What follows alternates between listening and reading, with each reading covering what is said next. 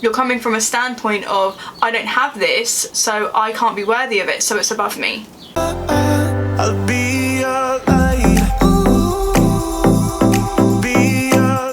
Hey lovelies, welcome back to the Zhené community. My name's Leah. My name's Tia. We are the Zhené sisters, here to help you rise and reach your truest potential. On this channel we talk everything mindset and manifestation, and we are helping you by simplifying manifestation. And in this video we're going to be talking about taking our manifestations off that pedestal and putting ourselves back up there. What do we mean by taking our manifestations off the pedestal?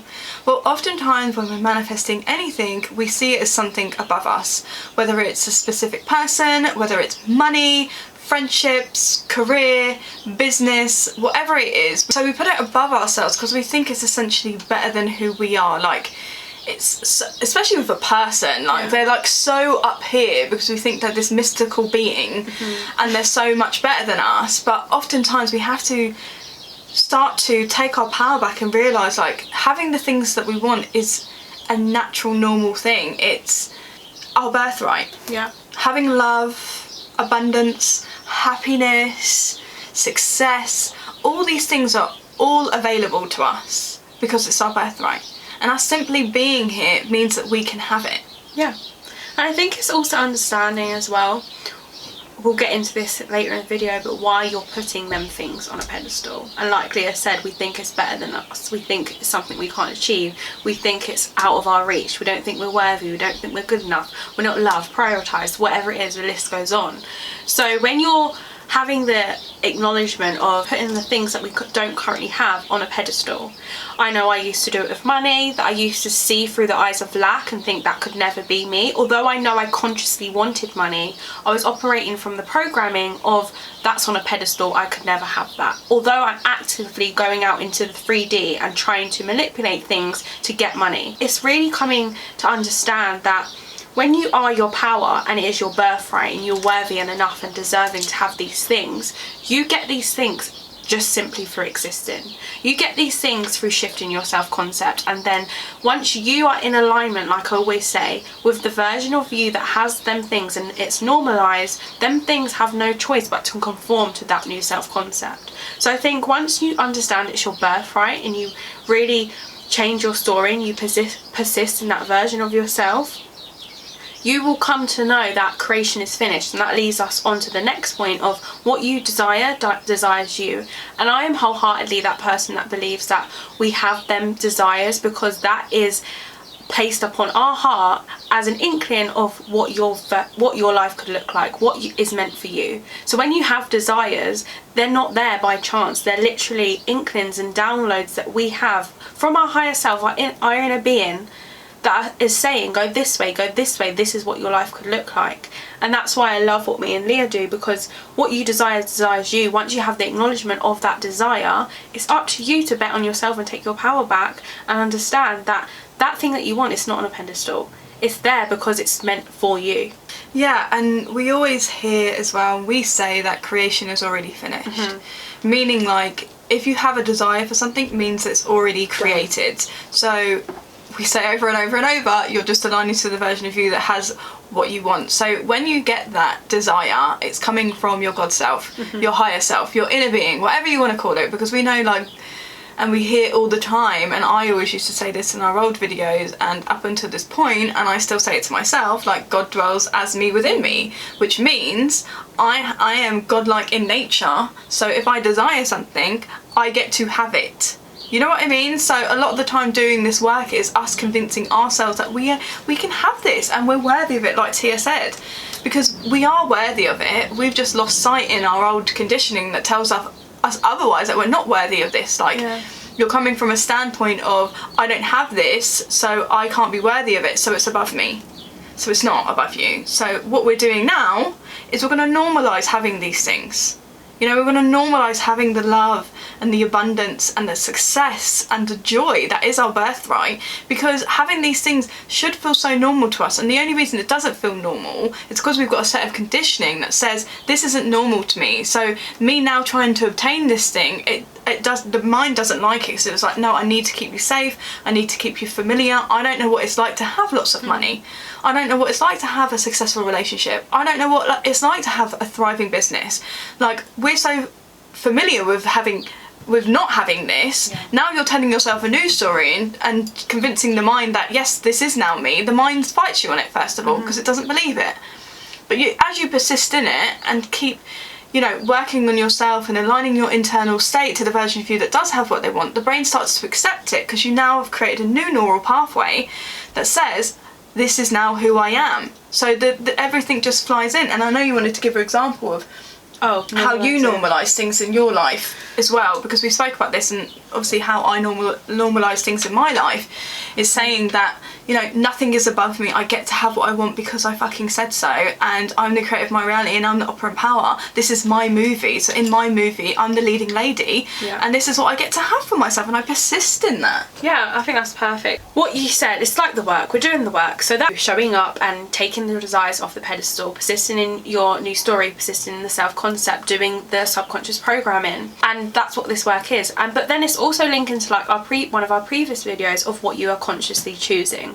So this showed up in my life of, I've been doing my self-concept, I've been reprogramming, I've been aligning with the version of me that accepts all my desires, and it's normal, they're not on a pedestal. But when it shows up consciously in your reality, you will find that it's so easy to shift back into your old self-concept of either questioning your desire, trying to self-sabotage it, or thinking that's not what you want anymore. And that's just your mind coming in to keep you safe. And this showed up specifically in me, I've spoke about it before, of me moving in with my boyfriend and living in this amazing apartment, and my whole lifestyle literally changing. Going into this next version of me that's literally with my partner, which I've always wanted to manifest, is showing up for myself each day, is working from home, and I'm basically having the lifestyle that I want. I literally tried talking myself out of going. And I think it was you that pointed out to me, because obviously we're always mirroring back to each other and helping each other move through them blocks, of once these things come up and it's just your mind trying to keep you safe, and you're shifting back into your old concept,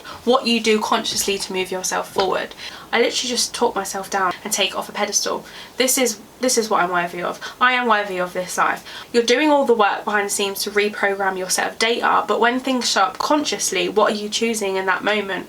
And now that's my life, because I've had the conscious awareness to catch myself and pull myself out of that self-concept that's like, that you don't deserve that, don't do this might happen. So doing all this work and to really claim it as yours and talk yourself up in the moment of being like, this is mine, I'm worthy of this. And then your mind's like, well, this time, you know, this is me now. Like, you've really got to take your power back and just claim it. And since then, like we always say, the intensity, the frequency and duration of that old self has lessened and lessened and lessened, to the point where I'm now operating from my new self-concept, and it's mine, because the things continue to manifest and materialise in my 3D, and I don't really have to do the work like I did a couple months ago of making it normalised and embedded in my programming. Yeah, which I think is amazing, and it's a good awareness, because we say, like, you know, when we are focused on the lack of the things we want and the not having of the things we want, we're in our old self-concept. 100%. And as a conscious creator, it's really good to have that awareness to know when you're in your old self-concept, because when you're in a concept of you that knows it's done, you're in the feeling state of accepting what you want is coming to you, or, you know, you're in a state of satisfaction knowing that it's done. There's nothing more that you need to do. You know it's coming to you. You know this is going to be your life. You know this is going to be your experience. So you're predominantly in the new self-concept that says, oh, I get everything I want. I'm going to have what I want. But when you notice yourself sabotaging or saying to yourself, is this really what I want anymore? I'm not sure. Because you've shifted back into your old self-concept because you think, oh, this can't be my life. Exactly. Do you know what I mean? And we see this as well with manifesting SP. Oftentimes it's like, I don't even know if I want this person anymore. I don't want this person anymore. I can't do this fighting stuff with this person anymore. I can't continue to try to manifest this anymore because it's not coming to me. You've shifted into your old self-concept. You're not in a trusting state. You're in a lack state. So oftentimes you know when something is for you because you're in a more of a feeling of satisfaction and trusting that it's gonna come at least. Or your self-concept has improved so much that you want something different, which is fine, but it's knowing the difference. Yeah, It's Do you know what I mean? having the conscious awareness, because I could have in that moment been like, this isn't what I want, and self-sabotaged it, operated from my self-concept. But the fact that I had the conscious awareness through observation of obviously like having Leah around as a coach as well as myself, then I was able to go back into the new self-concept and persist and normalise in this self-concept. Inevitably, what did that do? It took my manifestation of what I wanted off the pedestal, and that manifested in my reality. And this is how it works. When you have the conscious awareness to understand when you are operating from self-concept, you have the conscious awareness to put your focus back into your new self-concept. You're not checking the 3D, you're not asking where it is, you're not operating from lack. You're simply, like I always say, sitting back in your seat as a conscious creator, accepting that it's done, and then living in the state of the wish fulfilled. You're understanding that your current self now is enough. Exactly, and you get to have everything that you want. And sometimes you will have those doubts because you're like, Human. wow, like I can actually have this thing.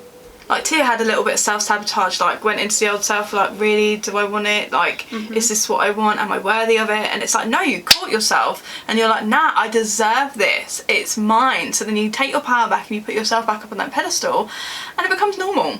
Show up for yourself every single day. You'll have them human moments, but it's not predominantly your state. So then you start moving into the new self-concept, the new version of yourself where they're no longer on a pedestal, and it comes into your reality. So lovelies, we hope this video really helped in understanding how it's so important to take your manifestations off a pedestal and what that actually looks like from us drawing on our own personal experience and from a coaching perspective. So if you like this video, we would love if you could like, comment and subscribe, as it helps us grow the Zhené community. If you're interested in one-to-one coaching with myself or Leah, links are all down in the description box below and you can book yourself in, and we will see you in the next video. I'll be your light.